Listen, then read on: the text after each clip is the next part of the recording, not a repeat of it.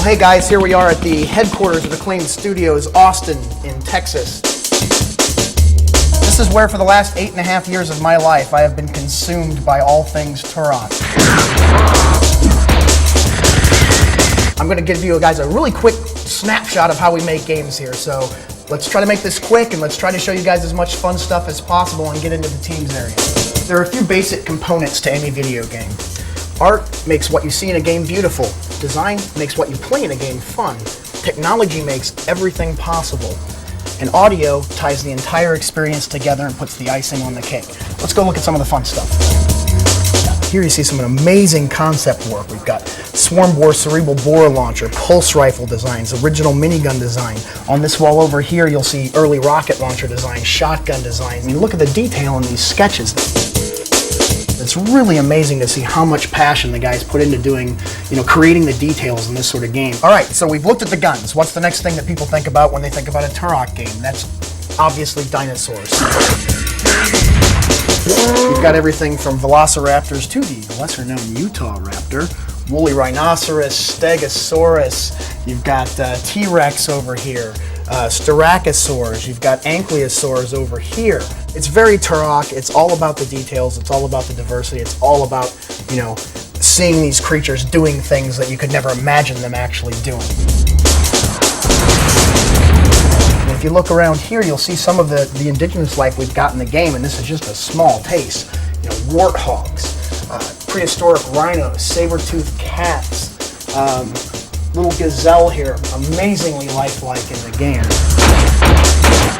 Large birds, small birds, parrots, frogs, snapping turtles. There's so much life in this game. I mean, it's just incredible. You really believe that you're in a real world when you step into Turok Evolution. Come on, guys. All right, so you've had the idea for the game, you've had all your meetings, you've talked about the ideas. The next thing that has to happen is that while we're finalizing elements of the design, the artists have to begin interpreting every idea we have for the game into a visual reference. See, our lead artist here hard at work on another sketch for the game, and it's his job to actually make sure that the entire art team has the same vision for the game and delivers consistency and quality that lives up to his standards. The art team works for 2.5 years on a project like this to deliver an amazing amount of work that all pushes the envelope of what people have seen on any video game ever and makes this the best Turok game we've ever done. We're going to go see how two-dimensional images get made into three-dimensional artwork that can be used in the game. You with me so far? How about you guys? All right then, let's go. This is Ray. How's it going, Ray? Ray's one of our artists on the project. He's working on one of the weapons for the game. Ray translates that into a two-dimensional design, and you can see that right here. He's got notes about how the thing moves, and he's got different views of the weapon. He can translate that into 3 dimensions and produce the actual final game art. So as you can see, the final product is amazing, and when you play the game, you'll learn to appreciate the amount of thought and effort and talent that goes into creating this art.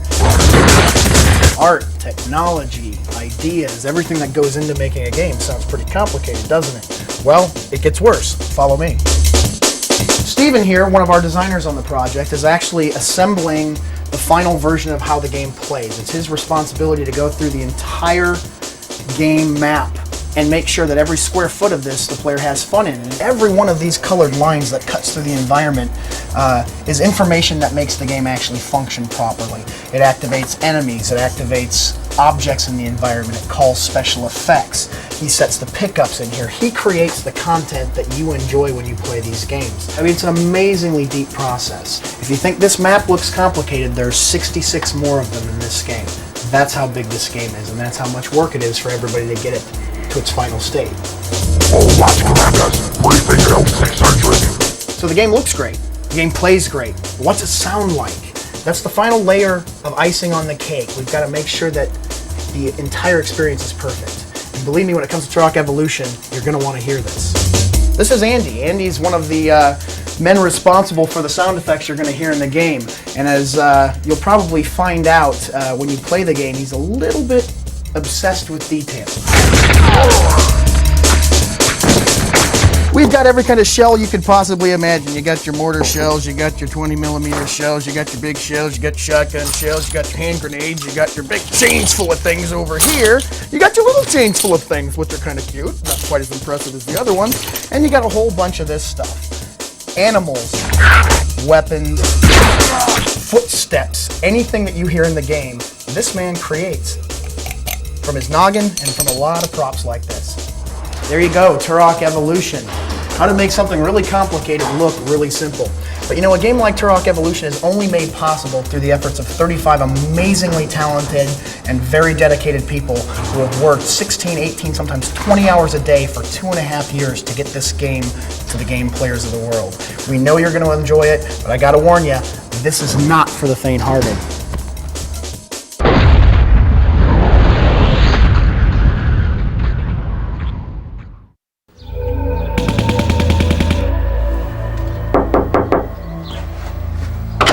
Hey guys, come on in. Welcome to Texas.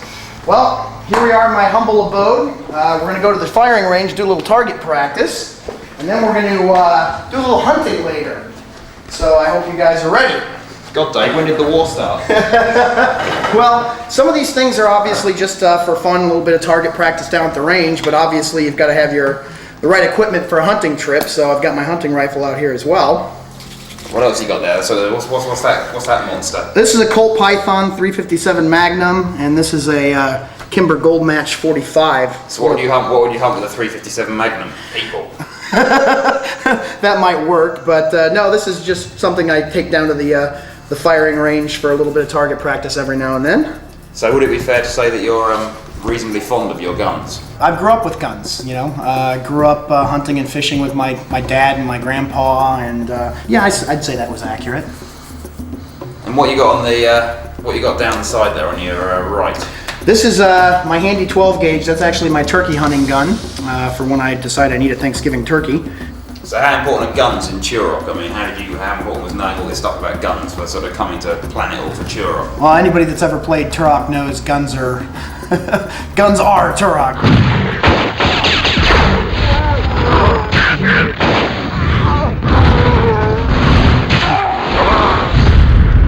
You know, Turok's always been about the firepower, and you know, the nice thing about a Turok game is, you know, while we have a certain amount of, you know, freedom to, you know, go down the firing range, take a hunting trip, whatever, it's not like we get to pick up an 18-barrel 20mm Gatling gun and go down to the range or go out hunting. So,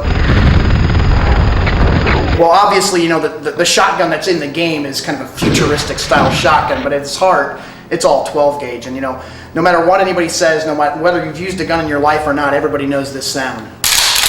I mean, that's the sound of firepower.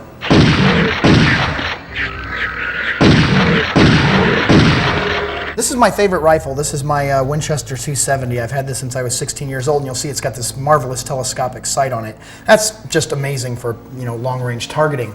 And in Turok, we have two guns that have, you know, telescopic sights. Your pistol can upgrade to a telescopic sight, but we've also got this great sight on the tech bow. It's your ultimate stealth killing weapon. It makes no noise, it doesn't make any sound that the enemies will key on, but it can also fire a variety of different kinds of ammunition. So we've got, you know, regular arrows, which obviously hurt. We've got poison arrows, which when they strike a bad guy, the poison will take effect and he'll start to stagger around and kind of, oh, I don't feel so well. And the next thing you know, he'll drop to his knees and start vomiting his lunch all over the ground before he knots up and dies. Which is just fantastic in a video game. Wait till you see what the swarm bore that we came up with for Turok Evolution does. It starts drilling inward and spraying all the good gooey bits kind of out in this arcing fountain of goo, and then the head will just explode. And then you're left with just this little gooey, quivering pile of trunk meat. So yeah, it's slightly insane, you know. Not that I have a problem of any sort. Even in Texas, you can't buy a variable payload, you know, missile launcher. And then obviously in its final stage, the rocket launcher unfolds to reveal a small tactical thermonuclear launcher, which is amazing. It makes a 500-foot mushroom cloud in the game, and it will just incinerate any bad guy within view. Fantastic stuff. Well, one of the greatest things about Turok is that, obviously the weapons are dangerous, but they're dangerous in more than one way. If I aim at something like a palm tree in the game, I can actually cause it to fall down and crush enemies. Now, that's pretty amazing stuff. We've also got this great remote device that the player throws onto the ground and unfolds in this big mechanical spider, and the player is able to control it by remote. And this thing will actually creep through the environment and they can sneak it up on enemies and cause an explosion, or they can release a cloud of poisonous gas, or they can even cause it to make a chirp that will lure enemies towards it. Well, my 12 gauge here is obviously my bird gun. And in Turok, speaking of birds, we actually have the ability for the first time in Turok Evolution to fly on the back of the winged dinosaur. Our winged dinosaur, of course, is something special. It's something that we've wanted for years, and it finally gets in Turok Evolution, and we're really excited about it. All right, well, anyway, as they say in Texas, talk is cheap. You guys ready to go down on the range? Let's go have some fun.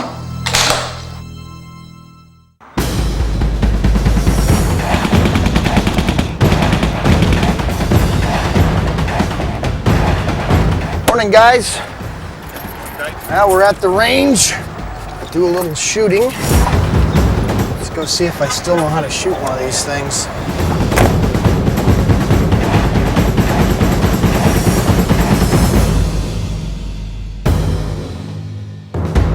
Can I get that 12 gauge pump? Yeah, sure. Thank you.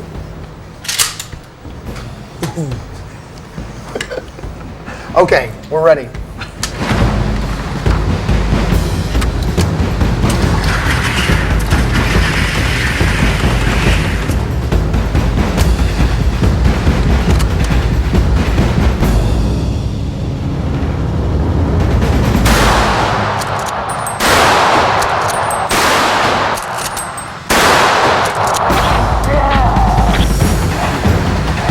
What are you opening up here, Dave?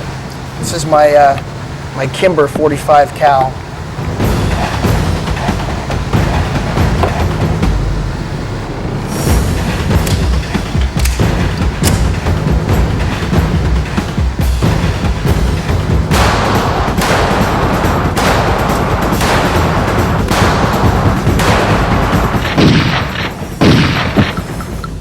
Now, ordinarily, I would prefer to be shooting at dinosaur targets, but since they didn't have any dinosaur targets here, we got to use what they got.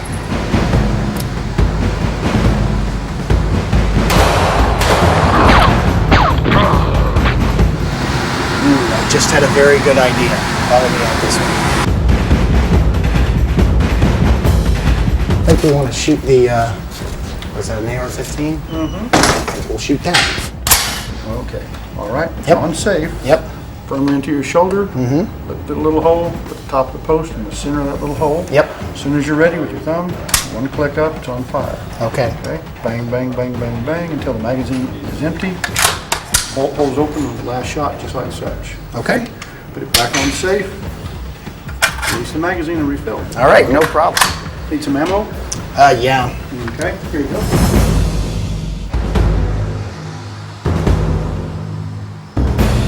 So here we are with our AR-15, and this is my first time shooting one of these. This is going to be fun.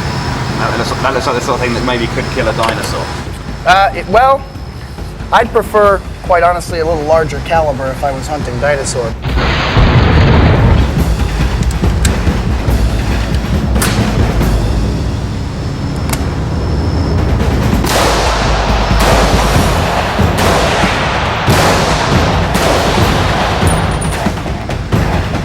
Satisfying. Is this what we're going to be going hunting with later on today? That's exactly the one we're going to be hunting with later on today.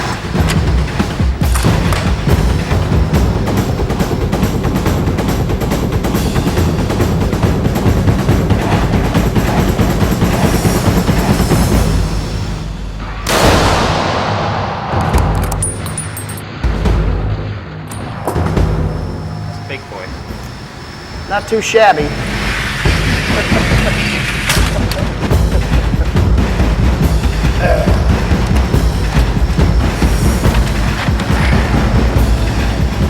Get ready. Let's go hunting. So how similar are Turok and the experience of real hunting? Well, apart from the velociraptors, the tyrannosaurs, the brachiosaurs with cannons on their head, and the existence of things like swarm boars, that's pretty similar, actually. I think everybody's born with a hunting instinct. I think that most people lose it, but I think it's ingrained into everyone. And for me, hunting is a way of kind of getting back in touch with that part of us. I mean, this is what it's all about. You're out in the middle of nowhere. You got the insects going, you got the plants and trees. There's nothing around you. So what you're trying to do is you're trying to get more in tune with the environment that you're a part of. And in the game, we try to do the exact same thing. That's why we paid so much attention to the fact that we were, trying to create these living environments.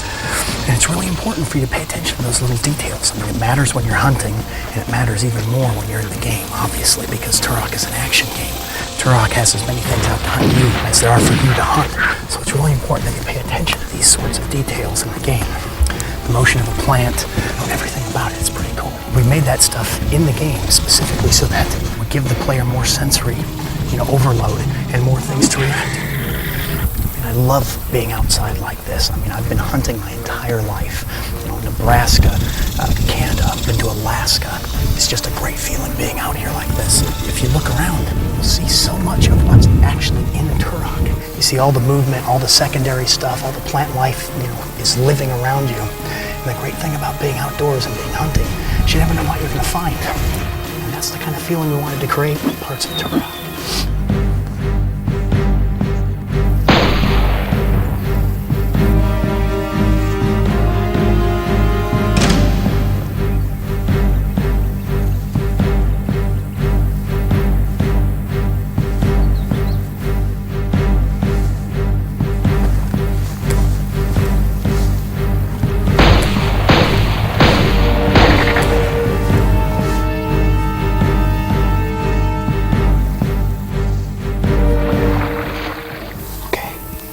Saw a couple of deer run off into those trees up there.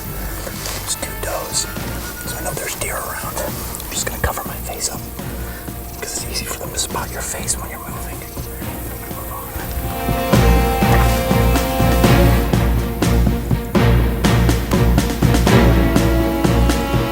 I'm just gonna sit down here for a while because I've already seen 2 deer running ahead of me. That means they heard me coming. So I'm gonna sit down here because I know it's very likely it's getting towards evening time. They're going to come back this way.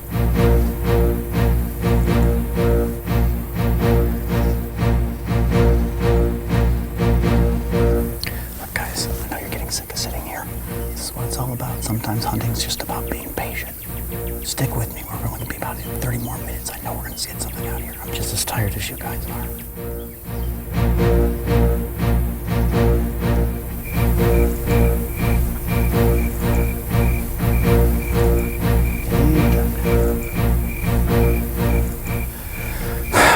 About you guys, but I think I've had enough.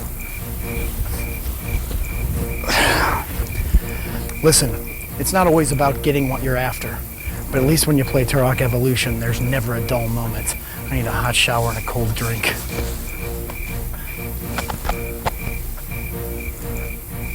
Ah!